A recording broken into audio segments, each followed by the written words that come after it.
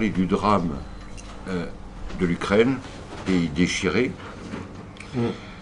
Un livre qui peut donner la clé aux problèmes actuels, c'est celui du général Volkonski, écrit après la débâcle de 17 et la révolution bolchevique.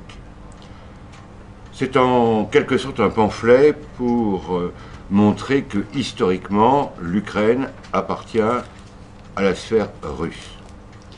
Et c'est un traité, livre, traité, un peu circonstanciel.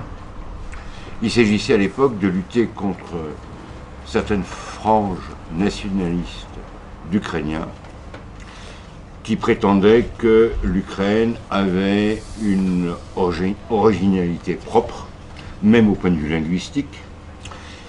Et on voit que sur la longue durée, les problèmes sont les mêmes. Certes, l'Ukraine a été sous influence austro-hongroise, polonaise, lituanienne. Une partie était gréco-catholique, l'autre orthodoxe.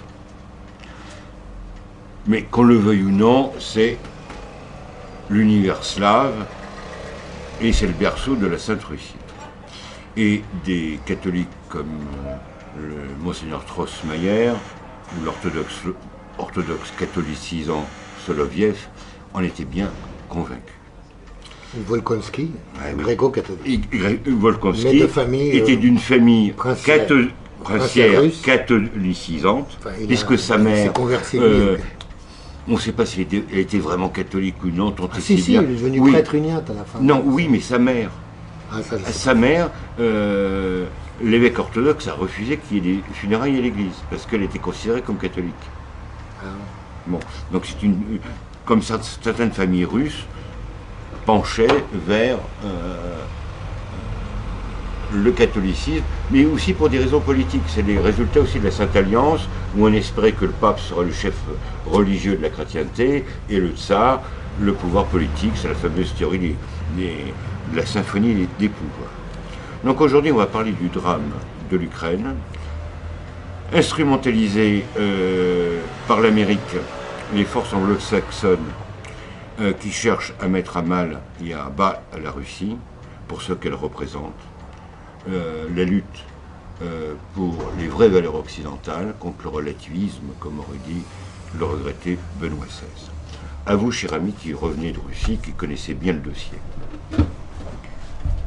Alors justement, bon, pour ce que vous avez déjà cité, le livre de Volkonski, on va citer d'abord un deuxième livre qui est écrit, lui, par des Américains, des spécialistes américains venant de toute profession, mais enfin notamment ce qu'on appelle en anglais has-been, c'est-à-dire des gens qui ont été des grands conseillers ou qui ont travaillé dans l'administration ou les services secrets américains et qui ont écrit des articles réunis dans cet ouvrage-là sur la nature exacte du coup d'État qui a eu lieu à Kiev le 21 février 2014, et qui était en fait préparé et qui s'est appuyé sur les organisations notamment d'inspiration nazie, il faut bien le dire historiquement, un peu sur le modèle d'ailleurs de ce qu'a écrit dans son ouvrage Que faire Vladimir Ilyich Ulyanov, dit Lénine, et que ses meilleurs élèves sont finalement aujourd'hui les agents américains qui renversent des pouvoirs légitimement élus dans le monde, et notamment c'est ce qu'ils ont fait en Ukraine. Alors on peut dire qu'évidemment l'ancien président, qui lui a été renversé, Viktor Yanukovych, a accumulé les erreurs, il faut bien le dire, dans toute cette affaire qui a mené à la situation actuelle en Ukraine. Mais il faut dire aussi que les négociateurs de l'Union européenne ne l'ont pas du tout aidé, et que malheureusement, nous, en tant que pays de l'Union européenne, nous portons une lourde responsabilité dans la situation actuelle que connaît l'Ukraine, qui est, comme la Russie, une partie de l'Europe. Et là, je parle en tant qu'Européen, que je distingue bien des européistes partisans de la petite Europe, alliés uniquement de l'atlantisme, partisane de l'atlantisme, alliée uniquement aux États-Unis, contre les intérêts mêmes de l'Europe. Enfin, sans entrer dans les détails, donc, le partenariat avec l'Union européenne dont on nous a pas mal rebattu les oreilles, et encore plus à la population ukrainienne depuis une dizaine d'années, ne signifiait pas du tout une adhésion à l'Union européenne, ni à court, ni même à moyen terme. L'Union européenne, d'abord, n'en a ni les moyens, ni, il faut bien le dire, l'envie. Mais ce n'est pas du tout ce qu'on a laissé entendre aux populations ukrainiennes, ni même aux dirigeants ukrainiens.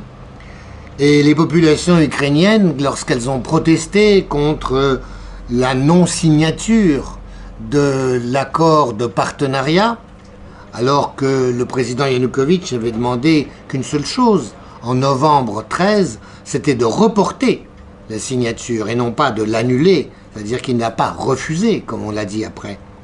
Et aujourd'hui, d'ailleurs, ce partenariat a été signé, mais son application est reportée à 2017. Donc il y avait bien peut-être des raisons. Et les gens qui sont allés, les politiciens occidentaux, et je ne parle pas évidemment des troublions qui nous ont quand même, auxquels on doit notamment en partie l'affaire libyenne par exemple, et d'autres catastrophes en Bosnie ou en Yougoslavie, en ex-Yougoslavie, qui allaient donc chauffer les foules sur le Maïdan en leur promettant n'importe quoi, étaient assez irresponsables en promettant des visas pour les Ukrainiens de l'Ouest qui sont sous la situation d'un chômage endémique, ou des augmentations de salaire, de transformation de la monnaie locale ukrainienne, la hryvnia, en euros. Alors qu'évidemment, ça aurait consisté à multiplier à peu près par 5 ou 6, voire 7, les valeurs des salaires. Donc évidemment, il n'en était pas du tout question, mais c'est ce que les gens ont cru, et c'est ce en quoi ils croyaient lorsqu'ils manifestaient sur la fameuse place Maïdan contre le pouvoir Yanukovych, qui par ailleurs traînait évidemment tous les défauts du pouvoir ukrainien depuis 20 ans, qu'il ait été occupé par Yanukovych, qu'il ait été occupé par Yushchenko, un président nationaliste, ou par Madame Timoshenko, ou par Monsieur Kouchma, c'est-à-dire une absence totale de gouvernance, une corruption à tous les niveaux, l'arbitraire le plus total, la corruption de la police, une absence d'appareil de justice, etc., etc. Et donc on pouvait comprendre que les gens en avaient marre et qu'ils demandaient à vivre normalement. Mais on va se limiter là uniquement à l'aspect Union européenne. On va poser quelques questions à l'Union européenne pour voir justement la responsabilité que nous portons indirectement dans la situation catastrophique que vivent aujourd'hui les Ukrainiens. Fin 2012, le Conseil européen propose que le traité d'association complété d'un libre-échange soit signé lors du sommet du partenariat oriental de Vilnius en novembre 2013. Mais à la condition que l'Ukraine mène des réformes électorales, judiciaires et constitutionnelles. Et constitutionnelles. J'insiste bien là-dessus. La partie centrale du projet d'association économique, qui fait quand même 1200 pages, qu'on appelle le Deep and Comprehensive Free Trade Agreement, puisque maintenant en Europe on ne parle qu'anglais, il s'agit d'un accord de libre-échange étendu, qui est qualifié par l'Union européenne du plus ambitieux accord bilatéral jamais signé par elle. Le chapitre 1 annonce que la vaste majorité des tarifs douaniers seront éliminés aussitôt l'accord entré en application. Aussitôt l'accord entré en application. Globalement, l'Ukraine et l'Union européenne élimineront respectivement 99,1% ou 98,1% des tarifs douaniers. Ce qui revient à dire, et qui aboutira, puisque maintenant l'accord est signé, même s'il ne sera appliqué qu'en 2017, à une ruine de ce qui reste d'industrie ukrainienne et mettra à mal ses autres exportations, car elles ne correspondent pas du tout aux critères de l'Union européenne, et elles ne pourront pas se faire sans droit de douane vers la CEI, dont la Russie ou le Kazakhstan, avec lesquels jusque-là l'Ukraine avait déjà une zone de libre-échange. Or, premièrement, il faut avoir à l'esprit que les principaux partenaires économiques de l'Ukraine étaient en Russie, en Asie, au Moyen-Orient. L'Union européenne n'arrivait qu'en 4e position, donc un accord économique avec l'Union européenne n'était pas vraiment une priorité. Et c'est pourquoi, au sommet Europe-Ukraine du 25 février 2013 encore, un an avant le coup d'État, Viktor Yanukovych indiqua qu'il ferait de son mieux pour répondre aux demandes européennes. Il déclara « Je poursuis les négociations avec la Russie pour trouver le bon modèle pour une coopération avec l'Union douanière orientale ». L'Union douanière orientale étant cette union douanière constituée par la Russie, le Kazakhstan, la Biélorussie et l'Arménie. En réponse, selon l'agence Ukrinform, agence ukrainienne, le président de la commission, M. José Manuel Barroso à l'époque, portugais très fortement américanisé et remplacé depuis par M. Juncker, lui répondit que un pays ne peut être à la fois membre d'une union douanière et dans une zone avancée de libre-échange avec l'Union européenne. C'est-à-dire fin de non-recevoir d'une négociation technique pour arranger le fait de se retrouver dans deux zones de libre-échange. L'Union européenne, donc, inspirée par d'autres, ou bien non, sommet l'Ukraine de choisir son camp. Objectivement, c'est incontestablement une erreur, puisque l'Ukraine a forcément besoin des deux, voire des trois autres. Mais il en est autrement si une volonté politique et stratégique mène la danse. Du côté de Yanukovych, les erreurs ont été à plusieurs niveaux. Il a probablement pensé que, vu sa position géostratégique, l'Ukraine allait pouvoir recevoir beaucoup d'argent de l'Union européenne, et les Européens orientaux, ceux hostiles à la Russie par principe ou par l'histoire, membres de l'Union européenne évidemment, et dont les représentants étaient des négociateurs pour l'Union européenne de cet accord de partenariat, ce qui était aussi une erreur à mon avis, ont probablement pensé de leur côté que le président ukrainien, une fois impliqué dans le processus de l'association avec l'Union européenne et poussé par sa propre population, à laquelle tant de choses étaient promises depuis des années par un appareil de propagande, il faut bien le dire, très fort, ne pourrait plus faire marche arrière, et même en découvrant que l'Ukraine n'obtiendrait pas du tout ce qu'elle escomptait, ni en argent, ni pour le reste, comme les visas par exemple.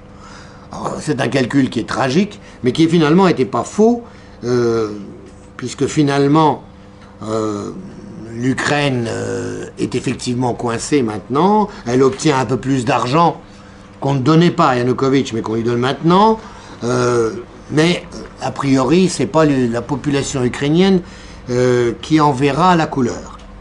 Durant les négociations, on a parlé de 600 millions d'euros de l'Union européenne. Les négociateurs polonais et tchèques ont promis, ont parlé vaguement de 20 milliards à Yanukovych et de plusieurs milliards du FMI pour notamment la restructuration indispensable de l'industrie ukrainienne. Mais les exigences du FMI et de l'UE portent évidemment sur des mesures antisociales drastiques et des privatisations qui permettront notamment à des compagnies allemandes et peut-être américaines de mettre la main sur les meilleures unités de la production ukrainienne après les avoir renflouées avec des fonds publics et avec les emprunts qui seraient faits notamment par le FMI. Il est possible aussi que Yanukovych a pu penser qu'il parviendrait à convaincre la Russie de maintenir le régime de libre-échange avec l'Ukraine, profitant alors d'une zone de libre-échange à la fois avec les pays de l'Union douanière et ceux de l'Union européenne. L'Ukraine aurait pu vivre confortablement comme ça sur le flux de marchandises qui aurait transité par son territoire depuis l'Union européenne vers la Russie et les pays de la CEI. La Russie et les pays de l'Union douanière y étaient d'ailleurs en partie prêts et ont proposé des négociations à 4. Ukraine, Union européenne, Russie, Union douanière. À plusieurs reprises et par plusieurs canaux, publics et privés. Toutes refusées par l'Union européenne. Dans le droit fil des convictions ou peut-être des mentors de M. Barroso. La Russie a alors commencé à prendre, fin juillet 2013, les premières, entre guillemets, sanctions commerciales contre l'Ukraine. Pour que le message soit clair, elle a commencé par fermer le marché russe au chocolat de l'entreprise Rochen de M. Petro Poroshenko. Comme quoi ils avaient un peu du nez quand même, les Russes. Tout en maintenant ces propositions de négociation à 4 et même en accordant en décembre, après le report de réponse à l'Union européenne par Yanukovych, une nouvelle réduction sur le prix du gaz et une aide de 15 milliards de dollars à l'Ukraine à de très bonnes conditions. 3 milliards ont d'ailleurs été versés ce qui a permis aux fonctionnaires ukrainiens d'être payés et de passer des fêtes de fin d'année en 2014, ou de nouvelle année en 2014, à peu près correctes. Ce sera la dernière fois. Le 27 juin, l'accord d'association avec l'Union européenne a été signé par 31 des participants à la réunion de Bruxelles, notamment le nouveau président ukrainien Piotr Poroshenko, le premier ministre géorgien Irakli Gadebeshvili et le premier ministre moldave Yuri Leanska.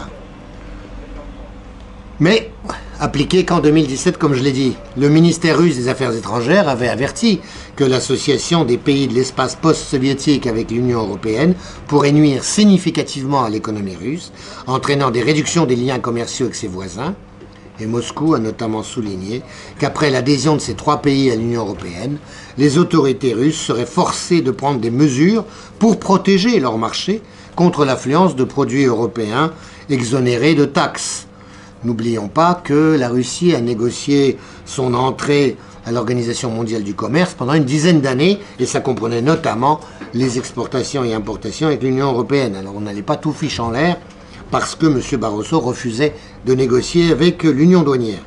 Cela impliquera des pertes pour la Russie, bien sûr, qui s'y était assez peu préparée, il faut bien le dire, malgré les apparences. Et pour l'Ukraine, là aussi, la chute du PIB est sensible aujourd'hui, et non seulement à cause de la situation en général, mais aussi à cause de la baisse des exportations vers la Russie, notamment de produits agricoles, de l'industrie alimentaire et de produits militaires, qui ont constitué le gros morceau. Et si l'Ukraine est exclue de la zone de libre-échange de la CEI, et ce qui n'est d'ailleurs pas encore complètement fait, bien que ce soit de facto fait, elle ne réussirait pas à se réorienter vers de nouveaux marchés étrangers, puisque ce qu'elle produit ne correspond pas aux standards de l'Union européenne, et que les marchandises ukrainiennes ne sont pas demandées au sein de l'Union européenne. Alors on peut se poser les questions suivantes et qu'on pose à l'Union européenne. Il y en a 10, en gros, en regroupant un peu les choses. J'en ai déjà posé quelques-unes à des responsables européens, j'ai jamais eu de réponse. Première question, pourquoi avoir contraint l'Ukraine à signer la partie économique de l'accord et ne pas s'être contenté finalement du partenariat politique, qui aurait suffi pour répondre à l'aspiration légitime de la population à plus de justice, de démocratie, la démocratie, le modèle de l'Union européenne, patati patata, toutes choses dont on leur remplissait les ondes et le reste depuis une dizaine d'années, et auxquelles ils croyaient, et qui est en partie vrai en plus. Deuxième question, pourquoi le voir obligé à choisir entre la CEI et l'Union européenne, et avoir systématiquement refusé toutes les propositions de négociation russes sur les modalités de l'appartenance à une double zone de libre-échange? Pourquoi avoir refusé les propositions de Poutine qui ont été faites en janvier 2014 de discuter d'une zone de libre-échange à l'échelle de toute l'Europe? Les échanges entre l'Union européenne et la Russie s'élèvent à près de 500 milliards, enfin s'élevaient à près de 500 milliards de dollars, et l'interdépendance énergétique est connue de tous. Alors que les États-Unis ont des échanges beaucoup moins importants, et d'ailleurs depuis que l'Europe a été obligée d'appliquer des sanctions contre la Russie, les échanges avec les États-Unis ont augmenté.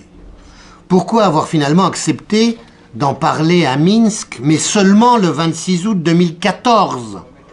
Alors qu'on l'aurait fait dès avant novembre 2013, on évitait peut-être une guerre, un renversement, et c'est peut-être ça qu'on ne voulait pas éviter après tout. Troisième question, pourquoi avoir raconté autant d'histoires et fait tant de promesses à la population et même aux dirigeants ukrainiens qu'on sait ne pas vouloir tenir? Pourquoi avoir refusé l'argent qu'ils demandaient à Yanukovych pour proposer ensuite 11 milliards d'euros qu'on prend je ne sais pas où, l'Union de l'Union européenne, c'est nous, là, les contribuables européens de l'Union européenne qui allons payer. Et aux autorités, alors que l'endettement de la Grèce, lui, n'est que de 7 milliards. Aux autorités, ces 11 milliards sont promis aux autorités issues du coup d'État du 22 février 2014. Quatrième question, pourquoi ne pas avoir inclus les modalités de précaution en cas de non-application dans l'accord signé le 21 février à Kiev par le président Yanukovych, avec les opposants ukrainiens qui étaient en train de manifester sur la place Maïdan, où des tireurs d'élite tout à fait mystérieux ont tué des policiers et des manifestants, et qu'aujourd'hui le pouvoir issu du coup d'État ne veut pas enquêter sur l'endroit d'où viennent les balles, et ce sont les mêmes balles qui ont tué les policiers et les manifestants. Pourquoi est-ce que les 3 ministres qui ont signé cet accord pour l'Union européenne, polonais, allemand et français, n'ont pas prévu un article en cas de non-respect de l'accord, et n'ont rien dit lorsque l'accord n'a pas été respecté dès le lendemain de la signature? Pourquoi ne pas avoir protesté contre la violation immédiate de cet accord et avoir reconnu immédiatement les autorités formées par le coup d'État? Pourquoi ne pas avoir réclamé une assemblée constituante? 5e question, pourquoi avoir ignoré les informations communiquées par le ministre estonien des Affaires étrangères, à Mme Catherine Ashton, représentante pour les affaires étrangères à l'époque de l'Union européenne, sur les tireurs d'élite qui ont tiré sur les policiers et les manifestants, vraisemblablement à partir de territoires occupés par ce qu'on appelle le secteur droit, c'est-à-dire un regroupement de partis nazis de l'ouest de l'Ukraine. Pourquoi ne pas avoir exigé une enquête sérieuse sur le sujet? Pourquoi ne pas l'exiger aujourd'hui, alors que le pouvoir ukrainien refuse de la faire? 6e, pourquoi être resté silencieux sur la prise du pouvoir insurrectionnel dans les régions ouest, avant même le coup d'État, et avoir protesté, en revanche, contre les mêmes faits en Crimée, puis dans le Donbass, à l'est de l'Ukraine, à la suite du coup d'État à Kiev, et alors que la légitimité du pouvoir était différente de celle de Yanukovych, quoi qu'on pense par ailleurs de Yanukovych. Alors que les premières mesures du gouvernement issu du coup d'État étaient nettement orientées contre la partie russe de la population, majoritaire en Crimée et dans l'est de l'Ukraine. 7e question, pourquoi ne pas reconnaître la situation de guerre civile en Ukraine et accuser la Russie? Pourquoi ignorer le massacre d'Odessa, où tout de même au moins une 50aine de personnes, au moins, ont été soit brûlées vives, soit tuées à bout portant par les représentants des partis d'extrême droite venus de l'ouest de l'Ukraine, semer la terreur dans cette ville du sud qui a totalement d'autres traditions. Pourquoi refuser toute négociation aujourd'hui et ignorer les victimes civiles des bombardements par les forces kieviennes et les milices payé par l'oligarque Kolomoïski, qui aujourd'hui s'est disputé quelque peu avec l'autre oligarque Petro Poroshenko, actuellement président de Kiev, mais qui a laissé ses adjoints sur place à Dniepropetrovsk, dont il s'est fait nommer gouverneur parce qu'il est intéressé par les potentiels gaz de schiste du côté de Slaviansk, au nord de Donetsk. Pourquoi ne pas aider les dizaines, les centaines de milliers de réfugiés qui ont fui les bombardements de leur région du Donetsk? Pourquoi n'avoir accepté que Kiev choisisse le cessez-le-feu à Minsk seulement en septembre et Minsk II récemment? Pourquoi ne pas guetter? Pourquoi ne pas pousser Kiev à respecter l'accord Minsk II, qui prévoit tout un aspect d'accord politique, de mesures politiques, notamment une révision de la Constitution, notamment la reconnaissance d'une autonomie des régions de l'Est. Or, on les laisse faire aujourd'hui un réarmement, des entraînements par des forces militaires américaines qui ont envoyé là-bas des armements modernes dont ne disposent pas les insurgés du Donbass, notamment des javelines qui sont des armes anti-chars très avancées. Pourquoi ne pas veiller au respect des accords de Minsk II qui ont eu au moins l'avantage de montrer que la France et l'Allemagne ne voulaient pas forcément suivre les atlantistes à tout crin de type Barroso ou les va-t-en-guerre de la Pologne ou des pays baltes qui espèrent glaner quelques revenus des stationnements militaires de l'OTAN que nous allons payer dans leur petit pays que déserte quand même près de la moitié de la population, compte tenu de la situation économique et du manque de perspective, et que nous voulons suivre dans un bellicisme encouragé par certains partis outre-Atlantique.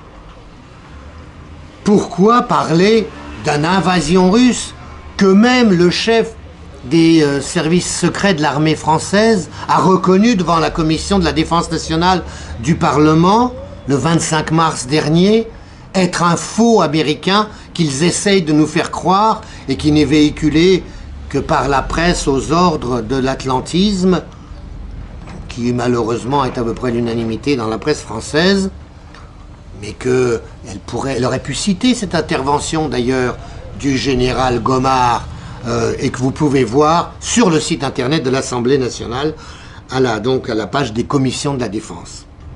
8e question, pourquoi agir par sanction contre les propres intérêts des pays de l'Union européenne qui sont confrontés à une crise économique sérieuse, même s'il y a un petit mieux grâce à la baisse de l'euro et du prix du pétrole? Ces sanctions, ça représente un degré zéro de la diplomatie, et évidemment un double standard, évident au vu de la situation internationale, notamment au Moyen-Orient. N'allons pas dans les détails. 9e question, pourquoi avoir accusé la Russie et les insurgés de l'Est dans l'affaire du MH17, le fameux Boeing de la Malaysian Airlines abattu, avant toute enquête? Et ne pas exiger des Nord-Américains qu'ils publient ou donnent des photos satellites et les écoutes qu'ils ont sur le sujet? Et pourquoi est-ce que les boîtes noires qui, lors de la catastrophe du Germanwings dans les Alpes françaises, ont été trouvées dans un état déplorable, abîmé, ont été lues en 3 jours, alors que les boîtes noires de ce fameux Boeing malaisien, qui étaient pourtant dans un bon état, on les a vues dans des films, n'ont toujours pas été déchiffrées? Comment ça se fait? Est-ce qu'on est en train de refaire d'autres bandes? Plus d'1 an après, ou près d'1 an après. Pourquoi ne pas exiger des qui-et-viens qu'ils disent qu'il y avait dans les enregistrements des communications entre les tours de contrôle et l'avion qui ont été saisis par le SBU, les services secrets ukrainiens, et non pas par la police criminelle, comme ça aurait dû être le cas, tout de suite après l'accident, avec en plus des gens qui ont été licenciés étrangement. Toujours rien de publié. 10e question, pourquoi encourager une guerre de l'information qui met en cause la crédibilité des médias, et malheureusement particulièrement en France, car les médias allemands et américains arrivent à être meilleurs que les nôtres, et poussent vers les sources alternatives de l'Internet, qui heureusement existent. Je conseille de ce point de vue-là la lecture du site qui s'appelle lescrises.fr, et qui vont du meilleur au pire par ailleurs. Merci à vous.